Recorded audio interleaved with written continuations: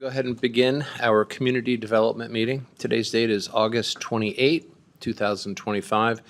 The time is 10 a.m. In attendance are Commissioners Eberline, Duncan, and Matari. I'm going to call this meeting to order. There are no opening remarks. Are there any changes to the agenda? Mr. Chairman, David Callahan, Community Development Director. If you're up for it, I could give you a 5-minute update under business as number 2. Because I heard from the mayor of Dalton Gardens, we have a resolution on the Carlson home, which was a very problematic building permit issue we've had for some time. I think it's completely resolved now. Is that okay with the board? Yes. Okay. So Pat, do you need that added to the agenda officially? There's no real emergency, but there's no It decisions. should be added to the agenda as a discussion item. Okay. So then I move that we add the resolution on the Carlson home to the agenda. Second. Commissioner Eberline? Aye. Commissioner Duncan? Aye. Chair Matari? Aye, and that was to add it as a discussion item. Yes. So, okay. Any other changes? Okay, poll for conflicts of interest. Do we have any conflicts up here? No. No? Okay. There is no public hearing, so we'll move right into our deliberations. Item 1, APP 24-0001. It's an appeal of Clemetson Woods. It's an action item, and we'll start with Blake Zetter of Community Development. Good morning, Commissioners. Blake Zetter, Planner with Community Development here. I am willing to present a presentation based on the process here, unless you would prefer not. Presentation sounds good. Yeah, please. Great. Please do. All right, so APP 24-0001 is an appeal of administrative decision by the Director. The subject property is located west of Coeur d'Alene, out here in Cougar Gulch area. The subject property, as you see here, is accessed off Clemetson Woods with a couple additional roads, specifically Reynolds, that runs north, providing access to the parcel up top, or to the development up top. This is better described or visualized here in this image where you see Reynolds Road comes in with a driveway there. The subject property is zoned agriculture suburban, as noted in green, and is surrounded by parcels zoned rural in orange. The appeal is based on opposition to the minor subdivision, which was approved for 3 lots, each of which meet the 2-acre minimum for the agriculture suburban zone. The developed portion of the property would retain its access off Reynolds Road, and the 2 new lots would gain access off a common driveway directly off Clemetson Woods. For the course of proceedings, the project, the 3-lot minor subdivision, was approved on November 1st of 2024. Community Development received a notice of appeal on November 27th. This first went before the hearing examiner on April 17th. The appellant's legal representative, Scott Poorman, did provide an analysis 2 days prior to the first hearing. It was concluded at that first hearing that the analysis provided be remanded back to staff so they can provide a response to that. This was brought before the hearing examiner again on August 7th with Pat Gradens, Kootenai County's, or the county's attorney, providing an analysis of Scott Poorman's analysis. During this process, the first public hearing received 3 public comments in support of the appeal. At the second public hearing, the Community Development received 4 comments in support of the appeal.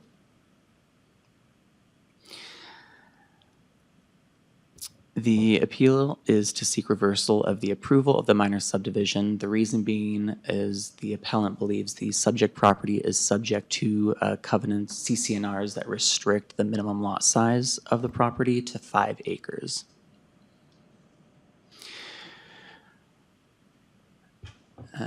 And again, this is for context. This is an excerpt from the CCNRs, which explicitly state that a lot shall of real property shall be no less than 5 acres. For some analysis here, the Smiths have owned the parcel since 2001. They did sign the amended resolutions to the road maintenance and covenants agreement in 2004. This road maintenance amended road declaration relates back to the original road declaration of 1985. The amended declaration, though, does not relate back to the 1983 protective covenants that the appellant references. The 1983 covenants explicitly relate to the properties outlined in blue here. The subject property is located in orange and is located outside the protective covenants area. So no document, staff concludes that no document has been produced that would otherwise constitute evidence that the Smiths have ever agreed to the 1983 protective covenants, which would restrict the lot size to 5 acres. As said before, at the first hearing, Scott Borman, the legal representative for the appellant, did provide an analysis, which was remanded back to staff for review. Scott Borman asserted that the owners of the subject property, the Smiths, their participation in the road maintenance agreement essentially makes them a stop from claiming that the protective covenants do not apply. They assert that the collective documents all relate back to each other. Pat Braden provided an analysis stating that the original declaration of road maintenance and covenants neither explicitly incorporates nor references the protective covenants, essentially stating that while their participation in the road maintenance agreement is clear, it's signed, they are not referred back to the CC&Rs and thus are not subject to those restrictions, 5 acre minimum restrictions. In short, staff recommends that the appeal of the subdivision, or of the appeal of this decision be denied and that the decision to approve the minor subdivision be affirmed. The hearing examiner also recommended the appeal of this decision be denied and the decision to approve the minor subdivision be approved. And I stand for any questions. Thank you. Any questions? No. I'm just kind of curious, I just want to make sure I understand this. There's an 85 document and a 1983 document. Correct. And the 85 document references the maintaining of the roads, and the 83 document references minimum lot sizes, Yes. basically. And there's zero reference of the 83 document in the 85 document. Correct. And were the lots subject to the covenants of the 83 document owned by the same person that owns the lot in question today? They were, no. He bought it from an owner, the prior owner to the Smiths did own that parcel plus the ones that were subject to the protective covenants. Okay, so the owners of those original lots in 1983, whoever did the subdividing, set up the covenants, were mutually exclusive of the owner of this lot Yes. that's subject to today's I think that's. deliberations. And so then, in essence, the argument with the appellant is that we agreed to this road maintenance, and because we're on the road maintenance, we also agreed to the other covenant land restrictions. That is their argument. But but you couldn't find anything that linked the two documents together. Correct. Okay. Okay. And the hearing examiner agreed with my analysis and Mr. Smith's. Yeah. Okay. And then because of the zoning, they're able to subdivide to no less than 2 acres. Correct. Yeah. Okay. Thank you. I don't have any other questions. Okay. Thoughts? I think the due diligence has been done, and the appellant still has more remedy to them to take it to district court if they do not like this board's decision, but I'm leaning in favor of denying the appeal and affirming the director decision. Commissioner Eberline? Why, why? So the appellant has not proven that the subject property is subject to that 1983 document that restricts the size of the lots. So they're dividing their property based on the zoning that they're in, and they're not part of the CCNRs for the properties to the north of them. I think it's north. Yeah, that's, Fair. So That's therein accurate. lies the conundrum.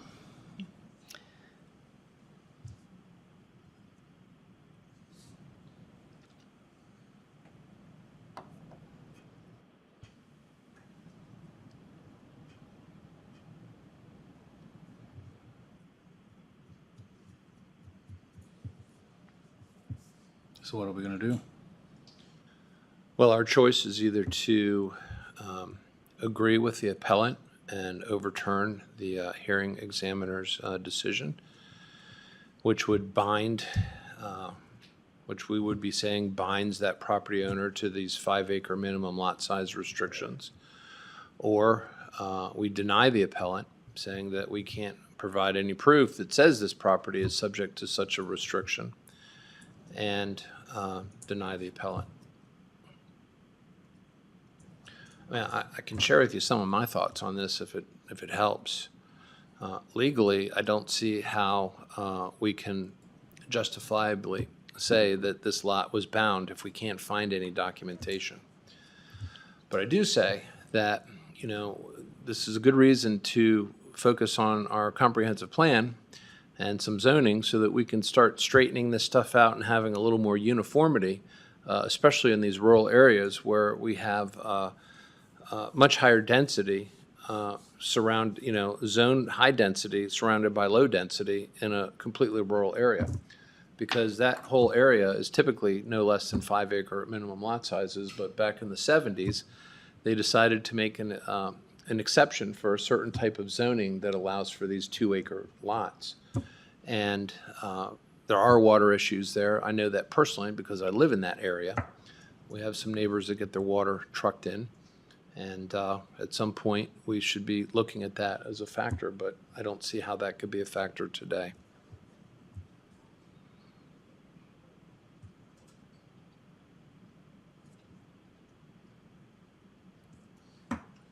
So you wanna take it to court? No, the appellant can take it to court. We're just basically agreeing with the hearing examiner that there is no legal basis that we can find to restrict this property to a 5-acre minimum lot size. So be it. Well, I'll take a motion. I move that we deny the appeal for appeal number 24-0001, which effectively affirms the director's decision. Second. Commissioner Eberline, Aye. Commissioner Duncan, Aye. Chair Matari. Aye. Motion carries. Next up is item 2. It's MSP 24-0003, Poplar Estates at English Point, and it's an action item, and we will begin with Vlad Finkel of Community Development. Good morning, Commissioners. For the record, Vlad Finkel with Kootenai County Community Development. I'm hoping that this item will be less complicated from a legal standpoint than the one you just heard. Can you speak up, Vlad? Yes. Can you hear me now? move the mic down slightly. Got it. Oh, Tilt it. Yeah, tilt it down. the other way. There you go. Yeah, so that you're speaking right into Hopefully you it. can hear me now. This is a request for a major subdivision called Poplar Estates at English Point, a request by Lakeland Landings LLC. The subject property is located at the intersection of English Point Road and Patty Drive on the north side of Hayden Lake. As you can see, based on the Google overlay map, a majority of the site is lacking trees except for the northern portion of it, and the site is fairly flat. English Point Road is fronting the southern property line, and Petty Drive is currently terminating at this location where it intersects with English Point Road, but it will be extended should this application be approved by you this morning. The current zoning for the subject property is restricted residential, and the comp plan designation is transitional. As you know, the minimum lot size in the restricted residential zone is 8,250 square feet.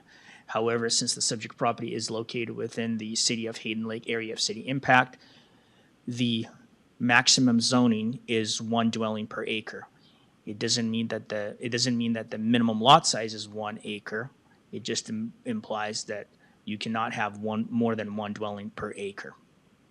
And that has been something that has been misunderstood by both the public as well as the city officials. So we had to get that straightened out with through email communication as we were processing this application. So the project overview is basically the proposal, and this is facing, so this is north is this way. The applicant is currently proposing a total of 8 lots, 7 of which will be approximately an acre in size, and that the remaining large lot will potentially be further divided should the applicant be able to get domestic water from North Kootenai Water District. Currently, said district has a moratorium. As I stated, access will be via a new extension of Petty Drive, which will commence at the intersection with English Point Road. Additionally, the applicant is proposing to have effluent discharge be treated by Hayden Lake Sewer District. This is the proposed overlay of the property over GIS, and it shows the parcel sizes in comparison to the existing development in the area. You have Rimrock Meadows to the north. You have Fox Hollow to the northwest, as well as I think it's Hayden Falls, or not exactly sure the name of the subdivision, but as you can see based on the Falls at Hayden, as you can see based on the vicinity map, the proposed lots will be roughly compatible, if not actually larger in size than the existing lots to the north and to the south. These are some of the photos of the property in question. During the agency comment period, we got responses from everyone with either recommendations or conditions of approval for mitigation purposes. However, one of the agencies, Hayden Lake Sewer District, provided a will serve letter, but they did have a disclaimer, which is not something that is quite common. And they said that they could not guarantee, while they have the capacity and willingness to serve this project, they cannot guarantee connections in the future because they do not take prepayment to reserve those connections. Those connections are actually granted at the time of building permit application. And historically, I have reviewed some of the previous will serve letters for the subdivisions that I referenced in my previous slide. And historically, they would issue the will serve letter and address capacity and willingness, but they didn't explicitly state that they could not guarantee connections due to inability to collect prepayments. This is something new, and so we were taken by surprise as well as the applicant. We initially told the applicant to consider placing the project on hold and trying to figure this out with the sewer district, perhaps going to their board and see if they could amend their regulations to take fee or to take prepayment or some other way to change their position. The applicant decided to move forward and with this letter, and unfortunately, we advised them that at least 6 of the required findings could not be made based on lack of guarantee for future sewer connection, one of which is feasibility, reasonable utility and feasibility of lots being created, as well as this facilities being adequate to serve this project.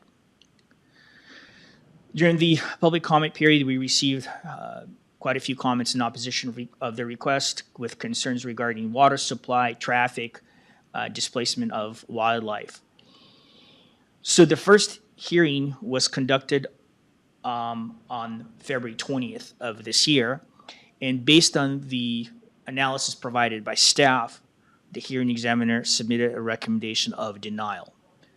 So the applicant contacted staff and they said, look, we don't want to move forward with a board deliberations, or for that matter, a public hearing if we were to request one. We would like to take it back to the drawing board and look at alternatives. They took two different alternatives and they decided to either pursue the discussion with the Hayden Lake Sewer District to amend their regulations, or the other option was to get approval from Panhandle Health District to have subsurface septic systems. Unfortunately, they were not able to convince the sewer district to change their regulations, but in May of this year, they went through the review with Panhandle Health District and they were approved a standard subsurface system with pretreatment due to high water table in the area. With that information, they came back to us and they said, hey, what do we do at this point? They had two options. Option A was to move forward with a public, request a public hearing in front of the board with a recommendation of denial and submit this information into the record, or B, take this back to the hearing examiner and get a reversal and get a recommendation for approval. We advised them that they would stand a better chance in front of you if they were to go back in front of the board, the hearing examiner, present new evidence and get a favorable recommendation, which they agreed to, and we scheduled a hearing for August 7th. And in that meeting, we basically provided them new analysis to state that while the applicant will likely pursue a connection to sewer district, and it's unlikely that there's going to be an issue because there, as I remember, there's close to 400 connections available, the alternative or back pocket option would be to have standard subsurface systems as approved by Panhandle Health District. In light of that information, the hearing examiner subsequently recommended approval of the request, and that brought us to the delibs this morning. I stand for any questions that you have for me at this time. Thank you. Questions? Nope. Commissioner Eberlein? No. I do have a question. The applicant says that they plan on applying for the sewer hookup during the permit process. No, that is how the connections are granted by the sewer district, is through the building permit process. Yeah, so they're saying they intend to go to the sewer district first before incorporating the Panhandle Health? Absolutely, yes. Okay. That is the best option from an environmental standpoint, and that's what the applicant is preferring to do. Okay, so can we make that a condition upon approval that they do go to Panhandle Health first? I'm sorry, Yeah. the sewer district. That is actually a condition of Panhandle Health District as it stands. The only way that Panhandle Health District will entertain a subsurface system is if the applicant receives denial from Hayden Lake Sewer District, and that's Okay. part of their latest letter. Okay, I'm just curious, Commissioner Duncan, because you're on the board, which is arguably a position that requires bravery, given some of the things that have gone on there. If there's any thoughts about capacity, if you think they have it and it shouldn't be a problem. Well, it all depends. It's first come, first serve. So if they Sure. can get this approval today and they can get in line and get these 7 or 8 lots applied for with their permits, then they have a good chance. But there are only 400 and something connections available before the plant upgrade. And with the dissolution, I'm not sure, Yeah. you know, how long the, And those 400 connections, that's to be shared among all the parties, right? correct. Yeah, okay. Yep. All right, well, it seems fair enough. I mean, if anything, for the local residents, it's a lower density model than the restricted residential, which is a oxymoron in many respects. So, unless there's any other questions, I'll take a motion. I move that we approve MSP 24-0003 Poplar Estates at English Point with the included conditions. Second. Commissioner Eberline, Aye. Commissioner Duncan, Aye. Chair Matari. Aye, motion carries. Next up is our business items. First item is permits, conditions, and challenges. It's a discussion item, and we have Craig Davidson here. Commissioners, before Craig starts, I'll set the stage. This is an unusual circumstance in which the fire marshal has posted a stop work order, or intends to, on a house we have already permitted. It creates more than difficult problem where we can't continue to do inspections or actually allow anything further on this project because the fire code arguably supersedes the building code in this way. The fire marshal seems to be, in my view, misinterpreting the circumstances because he wants a fire hydrant or hydrants. And in this case, it so happens that that can be possible because there is a water district to provide it. However, the conversation I haven't had with the fire marshal is, would he impose this same restriction in homes where there is no water district? Seems like something's not matching up. But in any event, we have a kerfuffle at hand. I wanted Craig and our SIBO to be able to give you the facts, just so you know what's what, because this could potentially land us and the fire district in a lawsuit. Okay, questions? Craig, go ahead with the details. Sure, Craig Davidson, Community Development. What I'd like to do is just kind of explain a little bit of the process on our front end of reviews and some of the challenges with conditions that we have, how we typically work with them on a day-to-day basis. And there are many, but our goal in the building division is always to keep the project going forward. So front counter staff, they get all the documentation, it's completed, it gets sent to planning for review. Planning does a detailed research on what needs to be done, and agencies on the initial part of it that have to review certain criteria based on whatever the project is. And I'm speaking directly, not so much on the planning side, but the building side. So that front counter planner will look at it, he knows highway district, fire district, panhandle health, and a bunch of other reviews. And what I have for you on the screen right now is this is directly out of IMS. It basically shows what the district is that reviews it and their comments. And they put the conditions according to those comments that are applicable to the permit. So I have to tab down on this. And some of the district review or the agency reviews, to include the fire district, they actually go beyond that and they issue these letters out there, very detailed. And Kootenai County Fire and Rescue and all the fire districts use this format, which is excellent because they detail out code by specific requirements. So there's no question. The dilemma that we will face on a permit such as this, and usually conditions for, say, subdivisions and things like that, if there's hydrants to be required or some specific fire suppression or any other conditions, it's on face of plat. The difficulty comes to us when it's just an individual parcel. And in this specific parcel, fire hydrants are required for the build. The condition we have, it's right up there up front, basically has to make flow, 6-inch line, those kinds of things. The difficulty is when a condition is not cited for a phase of construction. So for instance, if something's required usually we'll get the condition, it's required prior to framing or prior to C of O.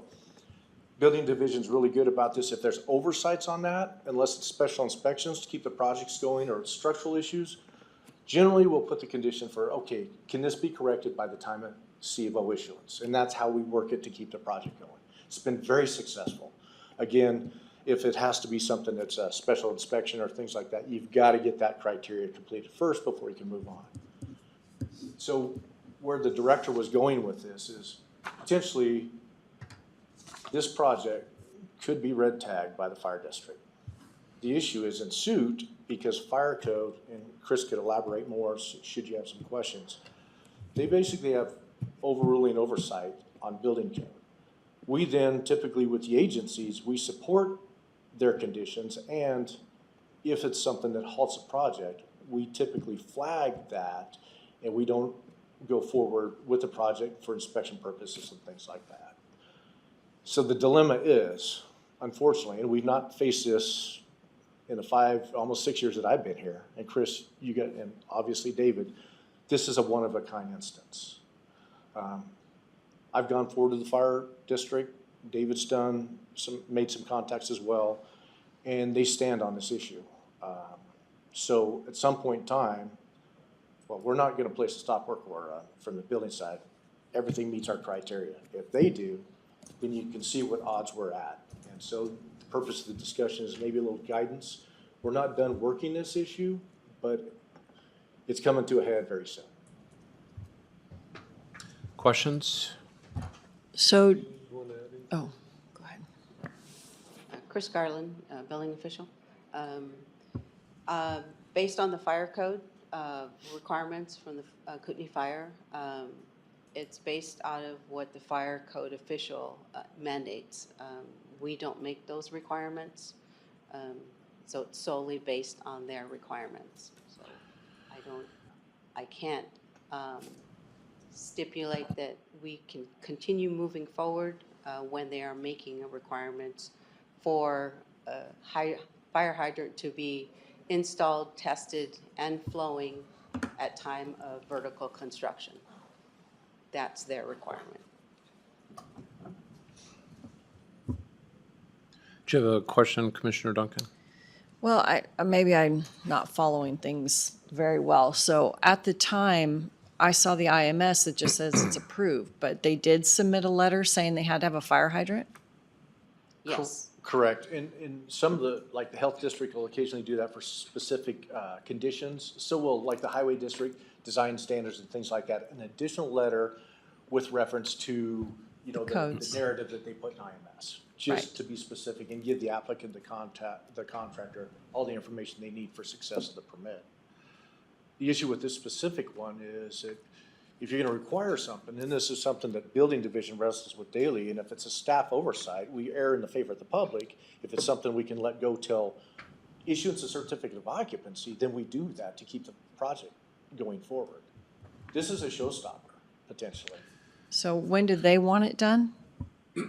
Well, now, what they said verbally, they want it done at the time there's any vertical movement or construction, meaning framing, basically. Okay, and the framing language is in the letter? I don't think it was. No, That's that- part of the Okay, so problem. that's part of the That's our dilemma. problem. And has the framing started? No. Okay, and is the applicant willing to put in a fire hydrant? I spoke to the contractor yesterday. The issue is that it's a timing thing in the construction phase, and it was unanticipated as far as what they're stating, that it would be done this early. How close is this structure to any other nearby structures? They're fairly decent sized lots, and it's on the water also. It's on the Spokane River. Okay, so there's really no, I have it. Ben's gonna bring up an aerial for you. Yeah, and, you know, if I could, this permit was issued by the fire department already, right? They approved it, Right. okay? That's the issue during the initial reviews. Everything's been approved, and we issued this permit. Okay, so they approved it. What's changed between then and today? with That's the an project? That's an excellent question. Other than the condition, they knew the fire No, department. no, I'm talking about at the site. Oh, it's just the foundation. Did they bring a bunch of gasoline in, or did they do something to change? The only, They built the the foundation. foundation is in now. Okay, but that was planned and expected and already designed out, right? So that wasn't a change of scope of the original work. No. Right. So the fire department approved it. The applicant began construction. Correct? After they set the foundation, which was already approved, they're now ready to build the structure, and the fire department says, nope, can't do it because we want a fire hydrant, even though nothing has changed. We want 2 hydrants, right? Okay. So it comes across as being arbitrary. It does. and Yeah, how many of those other ones, I assume that would be to the east, have fire hydrants? Do all those houses have fire hydrants? 2? I don't know the answer to that. I can find Okay. out for you. So And the other key is, it's not a subdivision. Right? They're all individual parcels. What's, That may be part of the confusion on the fire marshal's part. Okay. You may recall when I led off, we still need to actually have a face-to-face, in this case with Joel Archer, make sure he completely understands what's at hand. Because part of the There's issue one. here is he was on vacation for some time. He came back to, as you can imagine, hundreds of emails. Mine was at the top of the heap. And it made him mad, frankly, because he thought I was taking him to task. What I was really trying to do, I thought, I've said in my email, was that we just need to know up front before we issue a building permit that you have these kinds of issues. If we don't know up front, we can't proactively plan for it. He took offense to that.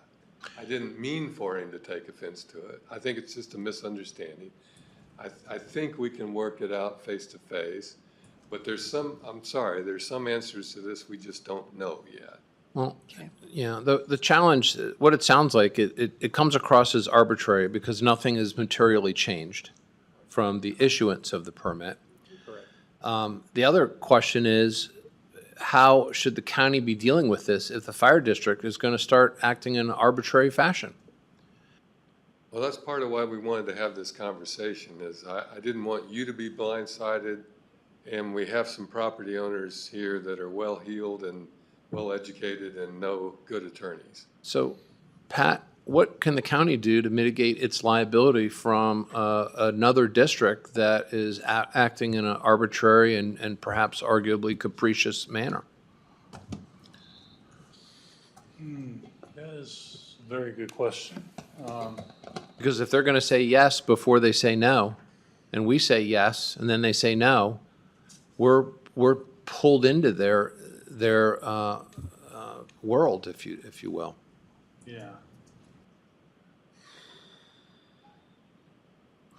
A hold harmless agreement that if we issue the permit, that the fire district will defend us if, or another district will defend us if they make a material change without a basis behind it. I think that would work, but I doubt that the district would agree to it. At this point, the district wants everything stopped until they get their fire hydrants. That's where Craig and I just need to meet with them and see, again, I'm still befuddled as to why is this, first of all, an issue now when I've been here 12 years? It's never been an issue before. and 2 of them? And 2 of them. And According to their requirements, it's every 500 feet that they have to have one in there. And as you can see, that picture that Ben brought up on Google Earth, that prior to the gate, there was that one fire hydrant. Yeah. These lots are beyond that gate. And presumably it has to do with the size of the home, which in this case is large.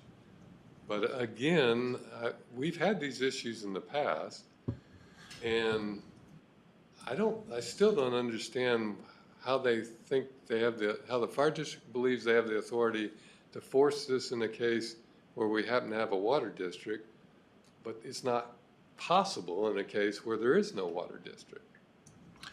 Well, isn't it in a wooded area as it is? Correct. Yes. So there's no additional fuel before they approve this. True. Right. Yeah, it'd be less fuel. And I guess, do we know if they allowed other development without this requirement for a previous home? I don't know. We'd have to do the research. I mean, that Looks may like- be, Just on the map, it looks like there's a couple of residences that are, There. yeah, beyond the gate. Has there been a change of the guard lately? No, Mr. Archer's been there all the time I have. I mean, would it make sense to invite him and maybe present his case to the board and? Well, again, I'd like to work through this with Craig face to face. He's First, come back recently from vacation. It may be there's just some misunderstanding. okay. Okay, well, I would like to at least keep that door open because if it's not a misunderstanding, it would probably make sense for us to start talking about how to manage this, especially from the county's liability, because we don't want to be pulled into some sort of litigation because they see fit to make a change midway through. Right. And I think it was just basically an oversight. It probably didn't get thought of at the time that they reviewed it, saying, actually delineated that condition at that time of construction. Yeah, but like you said, though, if you make an error, Error in the And favor you're- of the public. just let the applicant finish the project and don't issue the CO until those conditions are met. And that's what I'd actually asked for in my email, but Mr. Archer wasn't willing to go there. Yeah, but that may be the best way to mitigate the county's liability is to do it that way. Yeah.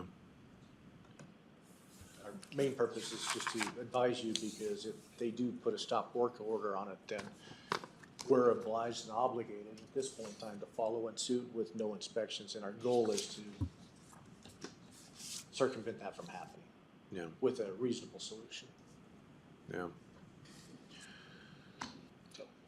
Anything else on this subject? No, that's it.